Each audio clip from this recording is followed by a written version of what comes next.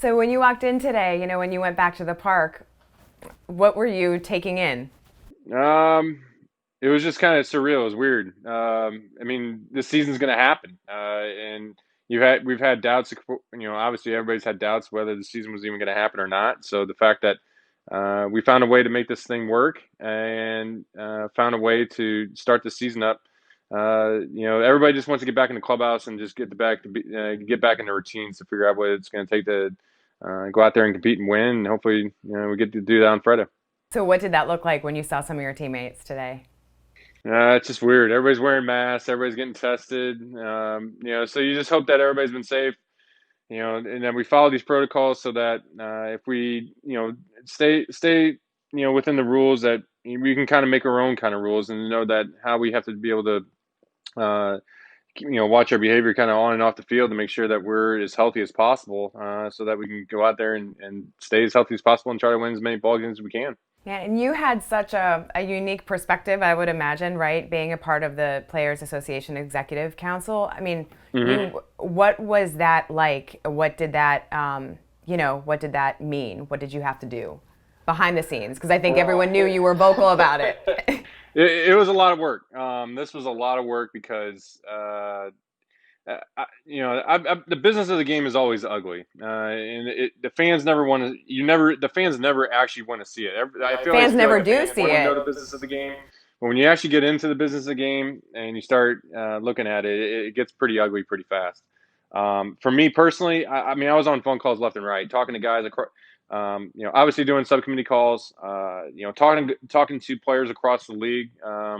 To be able to articulate where guys were in different viewpoints and not miraculously it was it was kind of weird to see here everybody kind of saying the same thing. Everybody was kind of sharing the same viewpoint that I was talking to guys that I really respect across the league, and then obviously talking to the Nationals as well. And really from all three of those kind of groups of players I was talking to, everybody was on the same page of how we wanted to attack this pandemic and what we thought needed to happen to go forward for us to play. And so it made my job a little bit easier to make knowing that the players across the game felt as strongly as I did.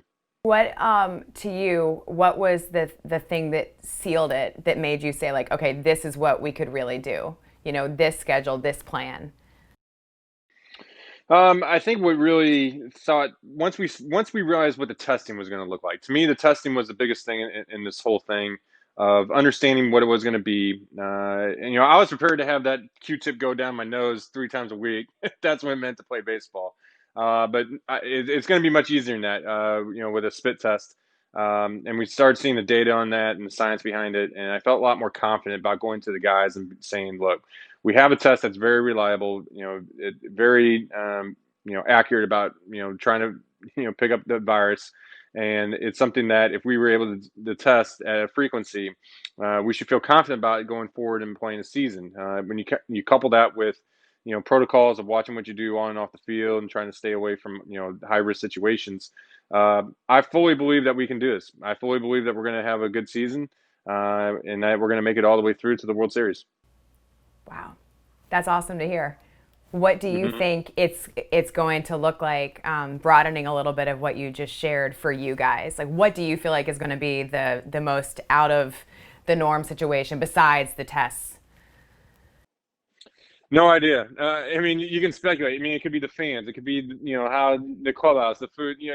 You have no idea what it's actually going to be. I mean, we all are kind of sitting here, and waiting to see what the challenges are going to be. But the way I kind of keep thinking about it is, we're going to be facing challenges every single day. It doesn't matter kind of what challenges are going to happen, because it doesn't matter. You got to just kind of keep a smile on your face, and whatever challenges pop up, you just got to engineer your way through it and find a way to keep going. Otherwise, the season doesn't happen. And so I'd rather play baseball. Whatever challenges we need, whatever I got to follow, I'd rather play baseball than quit. What about is pitching? Some of the stuff that you guys are not able to, to spit, lick your fingers, whatever. What's the most bizarre thing that you think that you'll have to do without? I think the weirdest thing will be pitching without the fans, playing baseball without the fans. That's definitely going to be a very different atmosphere. Because we've just grown so used to always having that type of energy in the stadiums. there's just it's a completely different vibe when the lights turn on, the fans have a buzz in the stand. So that'll definitely be weird being on the mound not having that. What about teammates Ryan Zimmerman, Joe Ross, obviously opting out, and understandably, everyone understands those reasons why. What was what was that like for you to hear that, and what kind of conversations have you had with them? Um, there's not really a conversation to have because everybody has to look at this and everybody looks at the risk in their own way. In an individual way as well. Those are both kind of the polar opposites. Joe's young and single, whereas Ryan's old and he's got a family. So you got two different ends of the spectrum here. You're kind of thinking about here.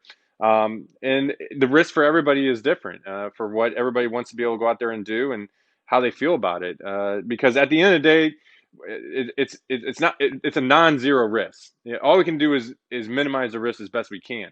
And some people are comfortable with it, and other people aren't. And you have to respect when people aren't comfortable with it for their personal reasons. How about for you? What have you done to keep yourself as ready as you can possibly be during all this time off?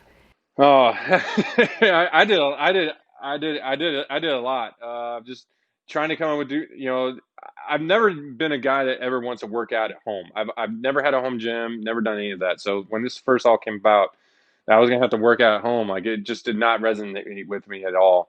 But yeah, I did raid the minor league weight room. Picked up a couple dumbbells, a bench, a few bands, and surprising enough, was able to actually run my full program of workouts and be able to stay in shape to where I felt like I need to be, so that when the season was going to happen, that I could hit the ground running. And so, over the course of the 3 months, of going through this, it's been frustrating, but I found a way to at least keep my body fresh enough and strong enough to be able to handle a workload and get ready to be able to ramp up and start competing here in a month.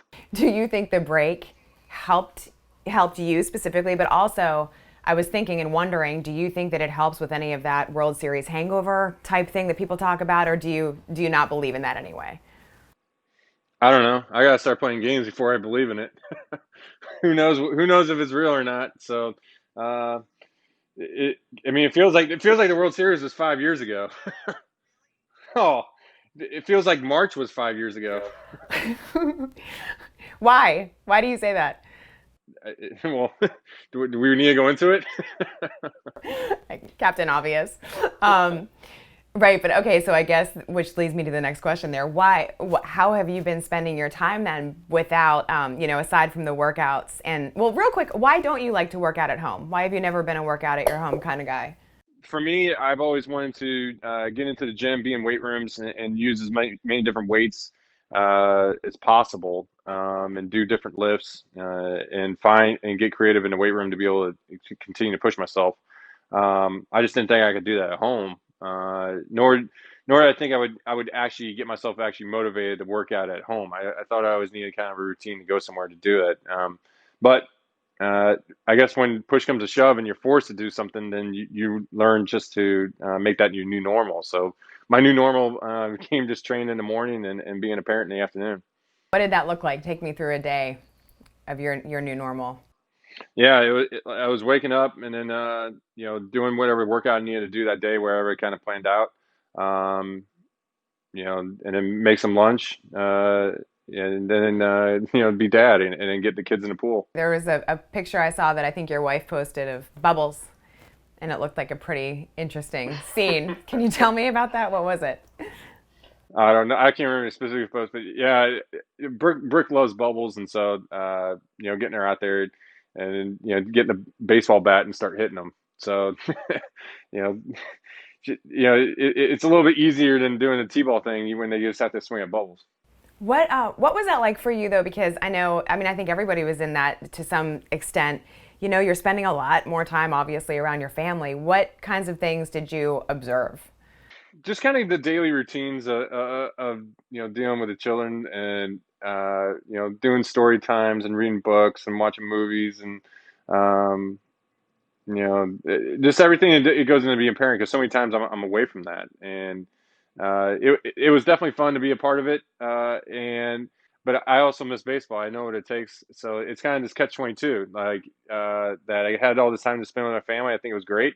I also miss baseball a lot.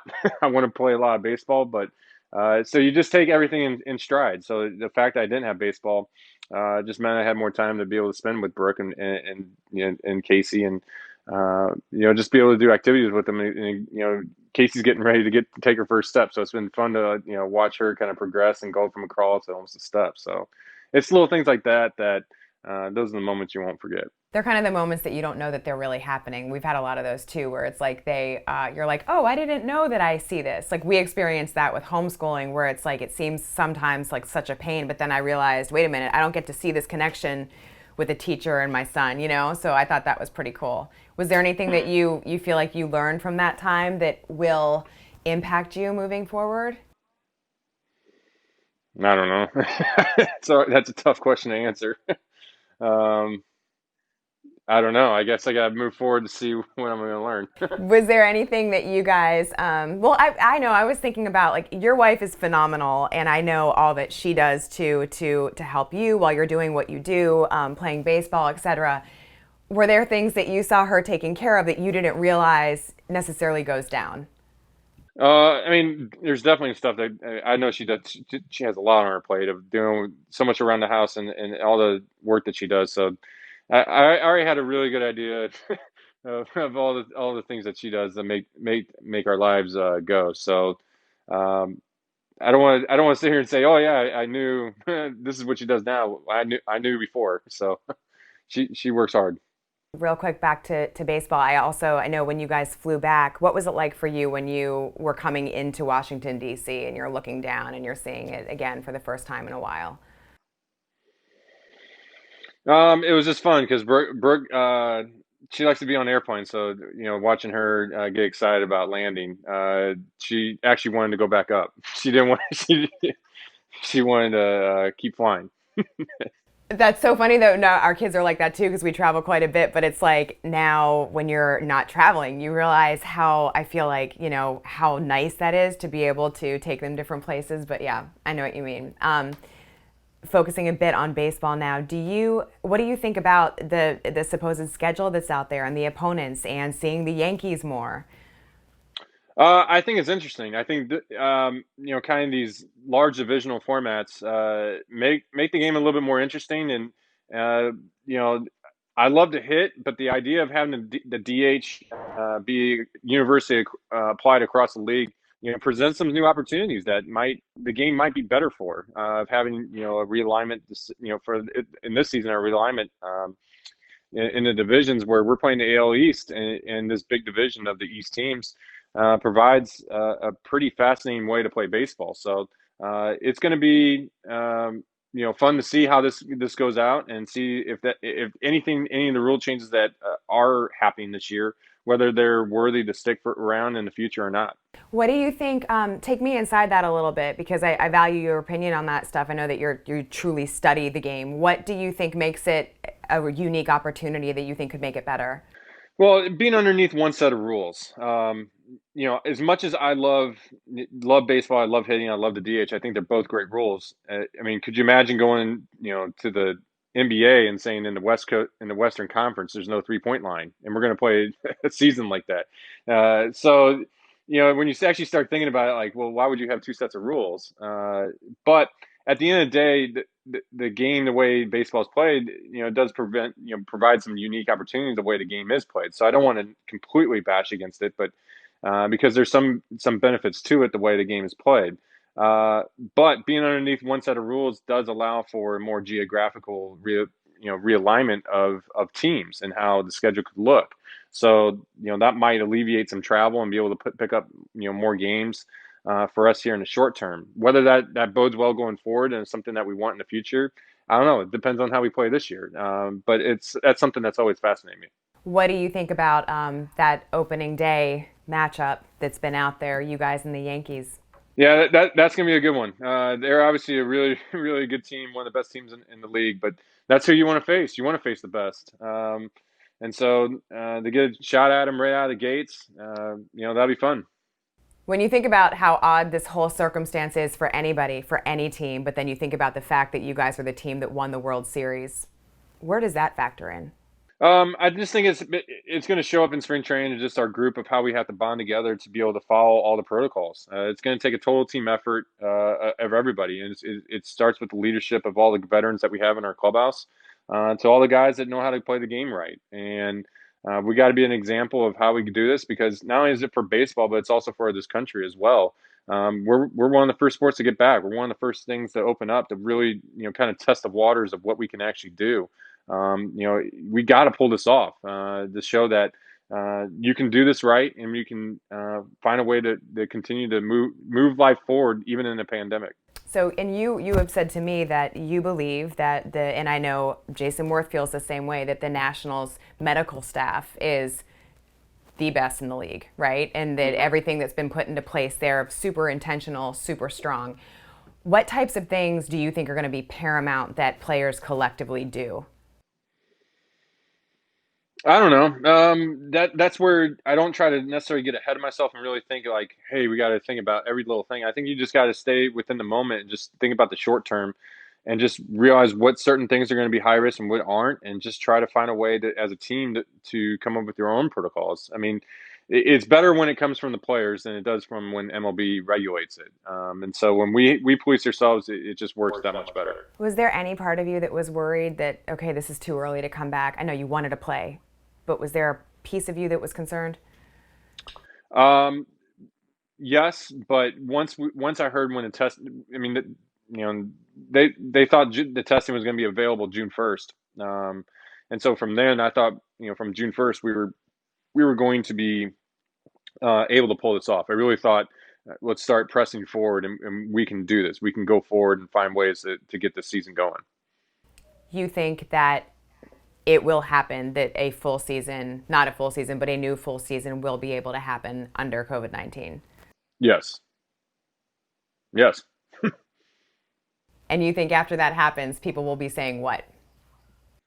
That hopefully something that, some of the protocols that we do, some of the lengths that we go to make sure that we can do this, rub off onto other things. Other people look at us to see, wait, how'd you do? Like, how'd you do this? This is what the things we did to make sure that we stayed safe as possible. Whether it's protocols of somebody testing positive, to making sure that things stay out. There's going to be challenges left and right. I have no idea what's really going to be in front of us.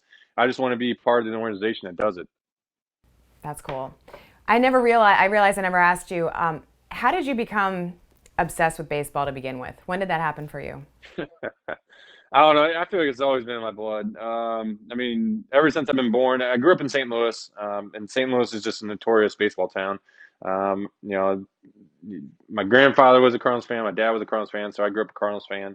And I always enjoyed playing baseball because it was the summertime. In St. Louis, the winters are kind of brutal, so that once the summer starts coming out and getting on the ball field, I don't know, I can be on a ball field all day long.